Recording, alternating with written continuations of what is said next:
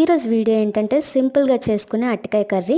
దానికోసం ముందుగా కడాయిలో ఆయిల్ వేసుకుని కొంచెం సన్నగా తరిగిన పచ్చిమిర్చి ముక్కలు, ఇంకా ఉల్లిపాయ ముక్కలు, కొంచెం కరివేపాకు వేసుకుని హై ఫ్లేమ్లో వేపుకోవాలి. అవి బాగా కొంచెం బ్రౌన్ కలర్లో వేగిన తర్వాత అందులో కొంచెం టమాటా ముక్కలు అయితే వేసుకోవాలి. టమాటాలు కూడా వేసిన తర్వాత బాగా మిక్స్ చేసుకొని ఆ టమాటాలకి ఉల్లిపాయలకి సరిపోయినంత కారం, ఇంకా దాంతోపాటు తగినంత ఉప్పు కూడా వేసుకోవాలి. ఇప్పుడు ఉప్పు కారం వేసాం కదా, దాంతోపాటు కొంచెం పసుపు కూడా వేసుకొని అవన్నీ మిక్స్ అయ్యేలా బాగా కలుపుకోవాలి. ఇలా కలిపిన తర్వాత టమాటాలు కొంచెం మగ్గడానికి మూత పెట్టి ఒక 5 నిమిషాల పాటు సిమ్లో మగ్గనివ్వాలి. చూసారు కదా, ఈ విధంగా మగ్గిన తర్వాత మనం చిన్న చిన్న పీసెస్గా కట్ చేసిన అరటికాయ ముక్కలను అయితే వేసుకోవాలి. ఇప్పుడైతే అరటికాయలను కూడా బాగా మిక్స్ చేసుకొని ఒక ఫుల్ గ్లాస్ దాకా వాటర్ అయితే ఇందులో యాడ్ చేసుకోవాలి.